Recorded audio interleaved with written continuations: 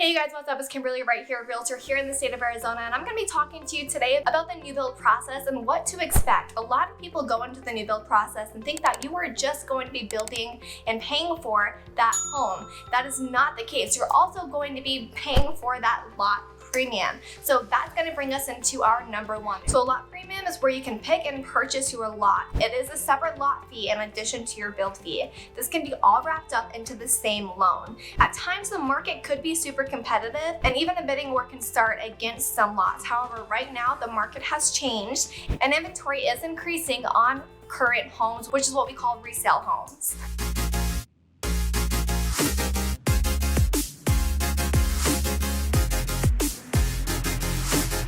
So overall, builders are increasing their build pace, which means that builders have more lots available and more homes to choose from.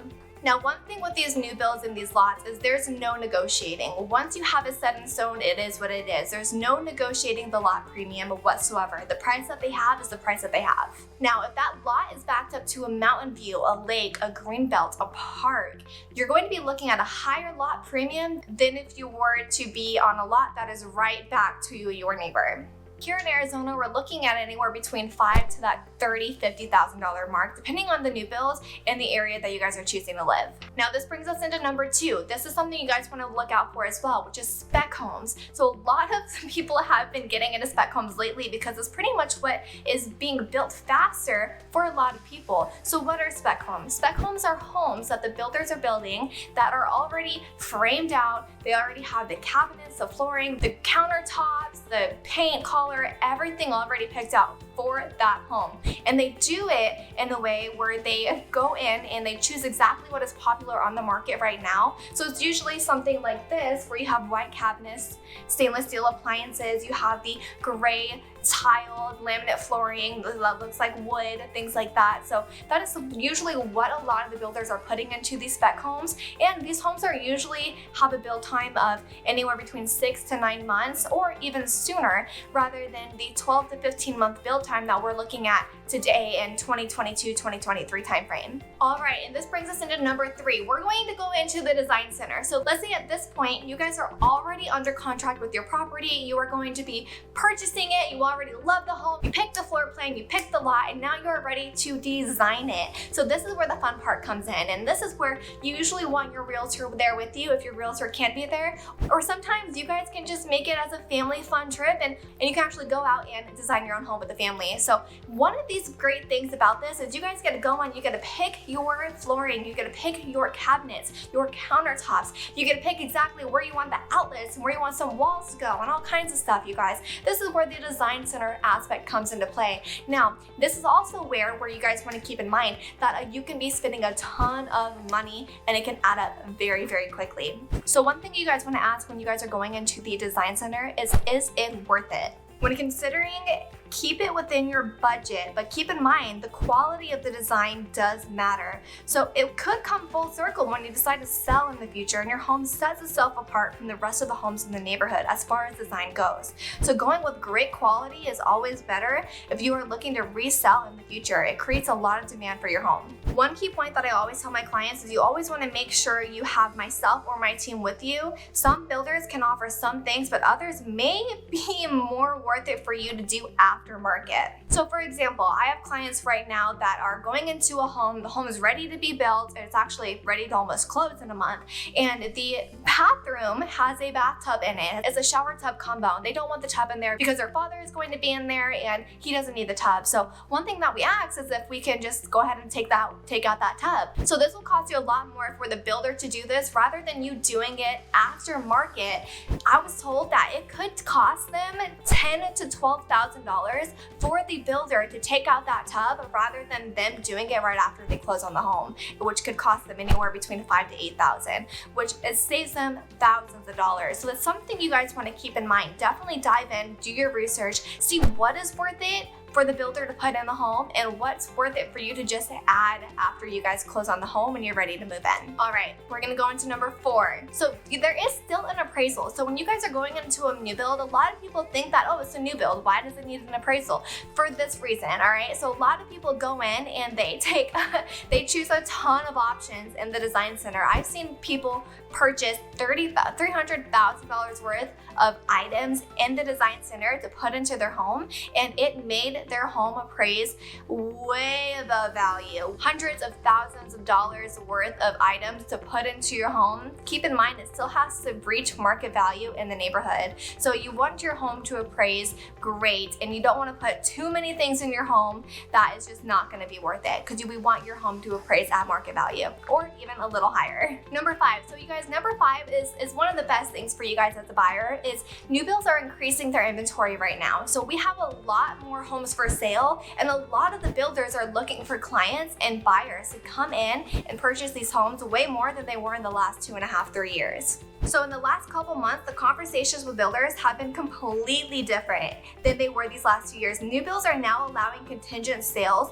So if you are going to be selling your home out of state and you're wanting to move here to Arizona, guess what? You can do it now. Before, new builds weren't allowing contingent sales. So you're able to do this. And one of the best things about it is you have that opportunity. And yes, there is still a process behind it. And yes, you do have to have your home sold within a certain amount of days of being under contract. A lot of new builds say about 60 to 90 days your home needs to be sold once you enter contract with them, but it's way more opportunity for you as a buyer than you had in the last couple of years, which is great. Now, number 6, you guys, one thing that a lot of people don't realize when they're getting into a new build as well is you still have the earnest money deposit. So what is an earnest money deposit? I've talked about this a lot in my last videos, but it's the same as a new build as it is with a resale home. An earnest money deposit is a safety deposit saying, hey, this is how much money I'm going to be putting down. This is how much money I'm willing to lose if I choose to decide to back out of this legally binding contract. So one thing that's different with resale homes and new build homes is with the resale home, you have 10-day period to back out during that inspection period and get your earnest money back. With a new build home, you usually don't have the opportunity to do that because they're making this home custom for you. So if you guys are choosing to back out of a new build, that earnest money deposit is going to be forfeited. So you will not have access to that. Pretty much saying, I'm staying in this contract until we close, until I get the keys in my hand. So that's one thing you guys want to keep in mind. If you are choosing to cancel one contract with the new builder and wanting to go into resale, and you keep in mind, you're not gonna be able to transfer that earnest money deposit.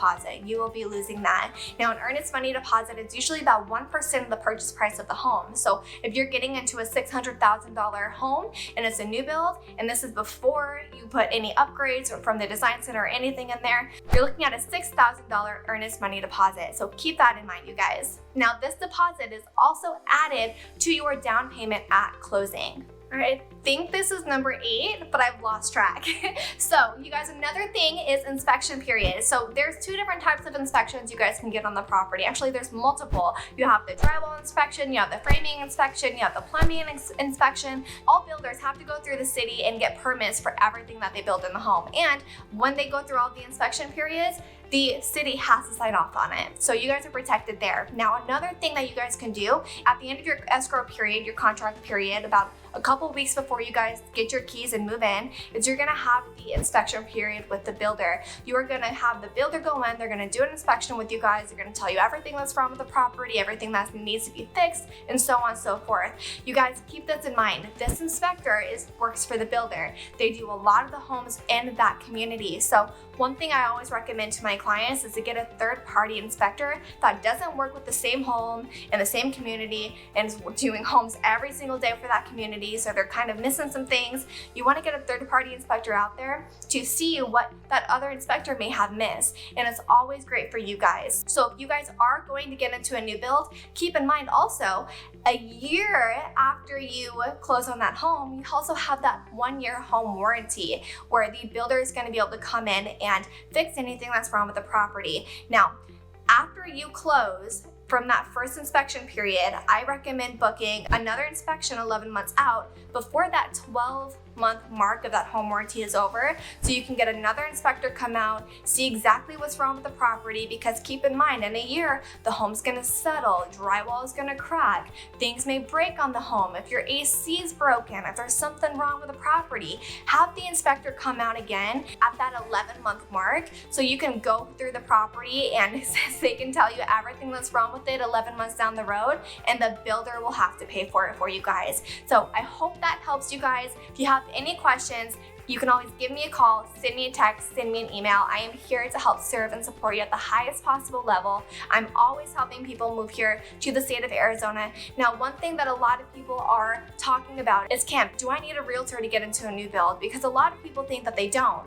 One great thing about this, you guys, is I hope this video answered that question, is you do have a realtor that's going to be there to help serve and support you at the highest possible level throughout the entire process. They're on your team. Myself and my team will be on your team every single step of the way throughout every single scenario. So we'll be there. And one good thing about that is you don't pay us. You don't pay us to be there. The seller and the builder pays us. So we're just there to help you guys and make sure you guys are well protected throughout the process, because the builder agents work for the builder.